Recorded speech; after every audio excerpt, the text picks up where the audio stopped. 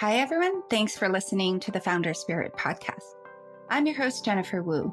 In this podcast series, I interview exceptional individuals from all over the world with the Founder Spirit, ranging from social entrepreneurs, tech founders, to philanthropists, elite athletes, and more. Together, we'll uncover not only how they manage to succeed in face of multiple challenges, but also who they are as people and their human story. And if this podcast has been beneficial or valuable to you, feel free to become a patron and support us on patreon.com. That is patreon.com/thefounderspirit. As always, you can find us on Apple, Google, Amazon, and Spotify, as well as social media and our website at thefounderspirit.com. The following episode was recorded during the 2023 Villars Symposium, where I recorded several short interviews over a period of 3 days. The Founder Spirit podcast is proud to be a partner of the Villars Institute, a nonprofit foundation focused on accelerating the transition to a net zero economy and restoring planetary health. And I think that respect for access is something that was ingrained in me being raised off grid, that you can't just expect to go down to the shopping center and get another ice cream, and you can't expect just to have hot water all the time because the gas has run out and it's going to take 2 days to get gas in to have hot water. I think that was a good thing, and I wasn't really aware of that growing up in that space. But in retrospect, I'm very glad that I had that limitation. I'm very glad that I had that context of understanding that you don't deserve anything. You've got to earn resources. You've got to earn your place. Coming back to being raised not only by a very sensitive and intelligent mother, but also a complete madman of a father, Robert Swan, the first person stupid enough, his words not mine, to ski to the North and South Poles in the 80s. I think that provided a spice of madness for sure, but also an edge of resilience. It's a really important question of hope. It's don't always look outside of yourself. Find that space to tap into your breath, to have your feet in the soil. Go and do some volunteer work that connects you to real things, real places, real output. And it's so satisfying. Just look up and remember the cosmos that we're in and how lucky we are to be having this conversation and to be eating and living on a very diverse and beautiful biodiverse place. Joining us today is Barney Swan, founder of the Australian nonprofit ClimateForce, leading off-grid research and development projects around biodiversity, innovations, and agriculture solutions. Barney is also an explorer, having managed complex expedition programs in 8 countries, including the Arctic, Tanzania, South Atlantic, and Patagonia. In 2017, he skied 1,000 kilometers over 65 days to the South Pole, surviving using NASA-designed solar ice melters, lithium batteries, and biofuel made from waste. The carbon positive journey marked the launch of the ClimateForce Challenge, a collaborative mission to clean up 360 million tons of CO2 before the year 2025. Currently based in far north Queensland, Australia, Barney is building a venture to restore over 500 acres of the world's oldest rainforest, Daintree. A gifted keynote speaker, bridging outdoor stewardship and conscious business practices, he is on a mission to design a more sustainable future. Hi, Barney. Welcome to the Founder Spirit podcast. And we're live today from the Villars Symposium 2023. Thank you for taking the time to join us. Well, g'day to you, Jennifer. It's great to be sitting here in the beautiful Swiss Alps, and what a place to have lots of people from around the world, different industries coming together to talk about not only the problems, but the solutions of what we're up against as a species. Thank you very much. So I want to explore a little bit about what it was like growing up in Australia as the son of Robert Swan, an explorer and the first person to walk to both poles. Well, that's a lot to unpack. So I think we'll start at the beginning with being born in England and born into quite a traditional English family. And my mum, at the age of 5, had enough of London and promptly abandoned ship to off-grid far north Queensland, Australia, which I think in her mind, being a horticultural background, sounded very romantic. The world's oldest rainforest, tropical gardens, tropical fruit.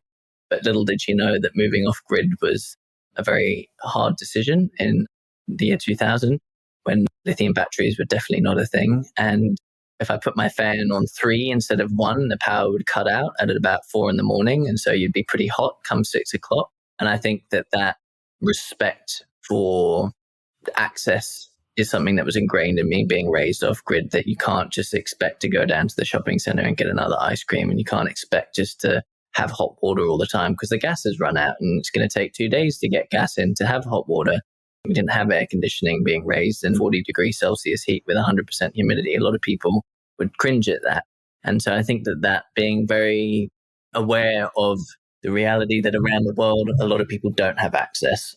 I think that was a good thing. And I wasn't really aware of that growing up in that space. But in retrospect, I'm very glad that I had that limitation, because now being in a place like Villa Palace, where literally breakfast was just so much food, so much excess, so much everything. You go to places like Nigeria, you go to places like Papua New Guinea, you go to remote islands in Australia. It's very different. And I'm very glad that I had that context of understanding that you don't deserve anything. You've got to earn resources. You've got to earn your place.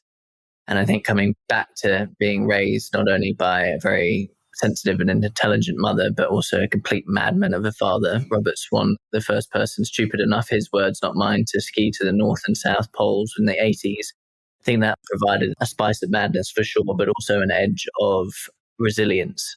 And my dad has been quoted as a lot of things, but persistent is the number one thing that seems to come through a lot of people. And we can hear a little bell in the background here, and that bell of passion and ambition is what is needed. And we can hear it tinkling away outside, summoning people to the next part of the conference. Right. And that is what persistence is. It is waking up with that bell in your head. It is going to sleep with that bell in your head. It is engaging in this conversation across the table from you and having that bell in your head of really walking the talk and doing your absolute best, and be a person of action and not just word, especially with ChatGPT in everyone's pocket these days. We are drowning in words. We are drowning in more commitment. But where is the action? Where is the impact? And where is the actual, I don't mean to make too much noise into this beautiful microphone, but I just hit the table here, and that tangibility is that intersection between being raised from someone who was trained as a horticulturalist, my mother, and someone who was stupid enough to ski to the North and South Poles, being the first to do that. That tangible reality of being a human, I think, is what binds them both to being remarkable parents and also very firm parents. Definitely wasn't raised in cotton candy land, and especially being raised off grid. If you screw up and die, that's on you. It's been very clear running around at age 10. If you get lost, no one's going to come and get you, fall off a cliff. Gravity's going to break your head open. It's a reality. So it was tough, but I think long term it's created that bell in my head and that passion. Excellent. But you yourself have done 9 expeditions, and the first one you did at the age of 7. So I've done 9 expeditions to Antarctica, 3 to the South Pole. At the age of 7, I was dispatched with my father on a yacht down there. The Southern Oceans are some of the most choppy oceans in the world. So I remember promptly vomiting into the bucket that had a smiley face drawn at the bottom of it, and then returned at 18 to help coordinate expeditions. Having that access and proximity to Antarctica is a huge privilege. The emissions and the resources that it takes to get down there are very much acknowledged. And to be honest, I don't think I'm going to be going down there anytime soon because of that reality, unless I'm by sail. And we always have planted trees and made sure that our impact is net positive. But fundamentally, it is a very precious place, and it is frustrating for someone who's been down there early on. It's becoming very in vogue now. And obviously I've had my time down there. And then if you really want to go on, it is a sacred place that really needs to be visited with respect, just like the Amazon, just like many global commons around the world. You really need to go to these places with intention to give back to them, not just for a bucket list photo and to have a selfie with penguins. We have to go to these magnificent corners of the world, like the Alps, like the Pacific, and like Everest, with the intention to give back more than we take, whether that's culturally, whether that's trash, whether that's emissions, whether that's within ourselves. This trend of traveling for content rather than virtue really needs to shift globally. And we've been a part of hopefully that more virtuous side. But the reality is planes and boats aren't running on rainbow fuel yet. And plastic that we're eating out are dehydrated food. But we did our best in 2017, 18, skied to the South Pole, pioneering NASA-designed solar ice melting systems, biofuels made from waste, lithium batteries powered off solar, passive vacuum flasks that melted snow in minus 45. So we've done our best to innovate down there. And I'm really proud at the beginning of this year to help support my father finishing off his legacy down there and to quiet his mind a little bit on potentially not going back to Antarctica anytime too soon. And really proud of him for finishing off that chapter with grace. And it's very humbling that he's also helping support our charity, the team of 7 employees. And I have 250 volunteers this last couple of years, fantastic board members who would not have done anything without them, managing risk, making sure I didn't do anything too silly early on.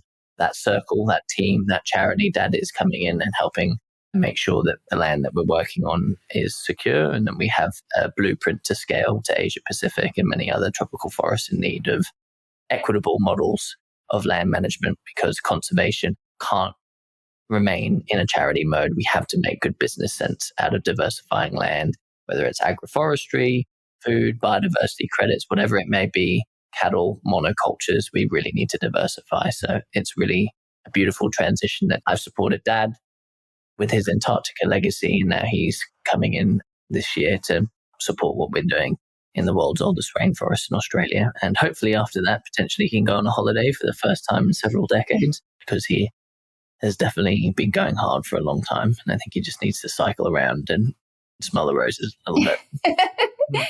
Speaking of ClimateForce, you founded it in July 2017.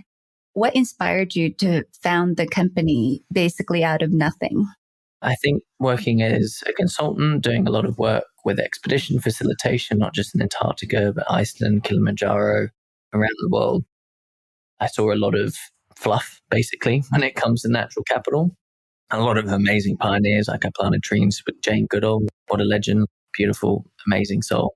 But on the other side, they are people who are signaling that they're doing good stuff for the planet, and actual fact, just pocketing money, having nice cars and nice houses, and actually really not doing as much as they say they're doing. So I saw big gaps in the market and really wanted to come in and be a positive force of acknowledging 4th generation farm knowledge, ethnobotanical knowledge in Australia goes back 16 plus thousand years, but then also marrying really cutting edge technology like drone spatial mapping and virtual reality, augmented reality, blockchain reporting, LiDAR scans, bioacoustics to monitor biodiversity with both Western and ethnobotanical traditional knowledge to create something that really was trustworthy, unique, and scalable.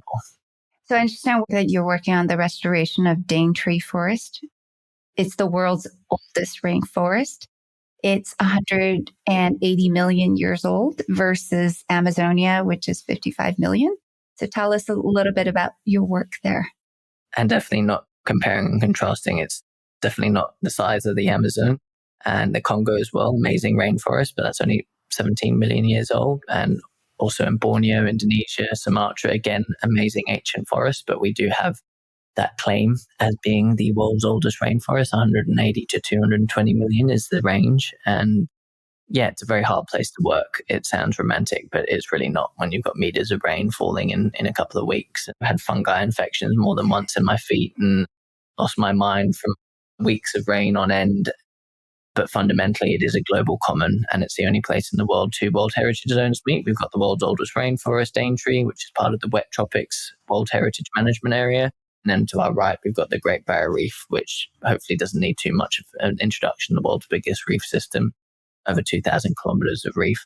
So being between 2 globally significant World Heritage Zones, and to the southern line of our property, having one of the most diverse mangrove ecosystems in the world from a biodiversity standpoint, we're really in a very unique place to be creating a model that puts biodiversity at the top, and carbon and many of the other co-benefits around education and renewable energy. Biodiversity is that primary objective. All of those other things are co-benefits. And obviously jobs, traditional learning, engagement, education are critical, But because we're in such a globally significant biodiverse hotspot, biodiversity is that number one major objective. And yeah, really proud to have managed and to carved out a very unique blueprint that will hopefully in these coming years be able to go to scale. And we're currently managing 527 acres, which is a lot.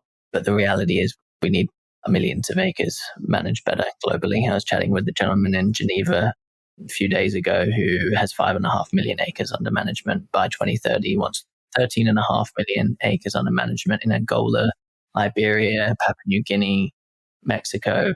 You've got cultural factors. You've got people living on the country. You've got degraded cattle land. You've got standing forest. We really need technology to help optimize where to be priority restoration spots and where to leave alone and where to optimize livestock and current agricultural practices. So it really is a complex thing to manage land. But as we heard at the beginning of today's sessions, which were very humbling, and I feel sorry for some of the younger people in the room just getting drilled like planetary boundaries, ecological collapse. If you're not familiar with that stuff, I can imagine some kids going to be twitching tonight a little bit with some of the things that were downloaded on this morning's session. But fundamentally, diversifying land use really is up there across the board, one of the major things that we need to do. And that trickles on to obviously ocean management as well. And especially the fact that 43% of our planet is international waters. That's a very under-talked about reality, 43%, which I only found out recently. Around 70% of our planet, depending on what the ice is doing, is ocean. But 43% is no man's land. It's a pirate country. And there's no global momentum that is truly regulating any one of those industries. And the ocean, which regulates 2/3 of our world carbon. You've got the IMO, the International Maritime Organization, the United Nations High Sea Commission. You've got a couple of organizations trying, but fundamentally, just as AI, just as space, just as gene editing, we really need global governance to come in to support not only international oceans, but those three other sectors mentioned very quickly, or we're going to see some quite hectic stuff going down. One of the things that we had talked about previously is giving hope to the younger generation, because we are in a pretty dire situation right now, to use Greta's words. The house is on fire, but we're sitting around having coffee. So what message of hope would you like to offer to the next generation? And maybe you are that generation. Well, I'm 29 in 10 days. And so I think being a millennial, I think we're a bit of the sticky glue between analog and digital. And I really do feel for children who are being raised in the 2000s and who were born 10 years ago and raised on iPads. And I'm not saying all kids are raised on iPads, but I remember Nokia snakes. That was like cutting edge technology when I was a kid, you know. And I think a message of hope is to really connect with the provisions that bind us, the air that we breathe, the food, the water that doesn't make us sick. And I think connecting to those provisions really is the source of having a healthy planet. And volunteering in local organizations, whether that's a wildlife group or an elderly home, or helping plant some trees with ClimateForce out in the world's oldest rainforest if you're crazy enough, or whatever it is, having that tangible connection is such a critical catalyst to creating hope. I had a bit of a rough day yesterday, a lot of stuff firing off back in Australia, and big long chats and websites failing, and, you know, the usual dramas of managing business. And I found myself on the doom scroll in the evening and writing prompts into ChatGPT about how to solve the world's problems. And I just suddenly was like, what am I doing? This is just depressing. And so I went out to the balcony and I just sat there and had some nice breaths and tapped my chest, which is a form of therapy in itself, and really went into that holistic breathing of trying to get down to the tummy and looking out in the view and just, and that simple act of tapping into your breath is such an under talked about asset. We can do it any time, any place. And that in itself is a form of currency of hope, is realizing that we're here, you're doing your best, and stop. I remember in Singapore, I've done a lot of work with schools in Singapore, and a kid asked at the end of my presentation, what's the parallel between circular economy and self-realization? 15-year-old kid, huge bags under his eyes, clearly under huge pressure to be A++. And I'm like, dude, that's it. You just nailed the question of the century. that is it. If you can create circularity in your economy and you can create self-realization within yourself, they're both a form of hope, because you're not looking at virgin experience in the pathway of self-realization, or you're not looking for virgin resources from an economical standpoint. You're dealing with what you have innately and creating a next generation of either virtue or industry from that. It's a really important question of hope. It's don't always look outside of yourself. Find that space to tap into your breath, to have your feet in the soil, go and do some volunteer work that connects you to real things, real places, real output. And it's so satisfying. I've cleaned about 3 tons of rubbish off beaches, mangroves and waterways. I've cleaned about 75 tons of rubbish from a degraded farm. And it's such a satisfying thing looking at a beach that's filthy, having 50 people come in and clean up half a ton of rubbish. And you're like, that's a day's worth of impact, and it feels good. It's real. And I love academia, but we're surrounded by beautiful books right now. But so many of these things require imagination. And I think just that realness is such an important thing for the next generation to tap into, and especially our inner workings and our inner quiet. And just as much as hope and trust can't be bought, you can't buy silence. You have to earn all 3 of those things. So I really encourage fostering those currencies and bringing it together in a way that invites people along instead of making them feel silly with where they're at. I think that that's a big thing that I'm seeing across the board with sustainability, is that you don't demify industry and then hop on a plane and go on a cheap ticket to Bali and drink lots of plastic water bottles and use your iPhone that has illegal cobalt from Congo and the Amazon in it. You have to work with industry, and we have to hold them accountable for the icky stuff that they're doing, but we also need to acknowledge that we are in a globalized world. And I think similar to the currency of hope, realizing that we can't blame if you're the one also being a part of that. And I think that that helps break the cycle of doom and gloom and empowers us to get our act together with how we're eating, how we're consuming on a day-to-day basis, and actually feeling a sense of place in a very, very fast-changing world. That's right. We can't be angry. We have to find solutions out of the system that we created. Barney, we're almost coming to the end of this podcast. Can you tell us where people can find you on the internet and ClimateForce? Yeah, so just tropicalregen.org, climateforce.com. They'll both end up at the same place, and all the usual social media bits we've got going on. And I really just encourage everyone to tap into their local versions of ClimateForce, because there's thousands of them out there. And ClimateForce is a small drop, hopefully increasingly a little bit of a stream and maybe one day a river. But just look at your local people who are doing good stuff and tap into your local elders. Learn who your traditional owners of the land are. And it doesn't matter where you are in the world. They are old cultures, old song lines, old stories. Learn about them. Be curious about them. Learn about your wildlife. Ideally shift a little bit more plant-based. I'm not saying go vegan tomorrow. Get more out of this journey of sustainability and doing good for the planet instead of thinking that it's reductive. And if you want to plant a tree with ClimateForce, we've got an interactive dashboard. You'll know where your tree is.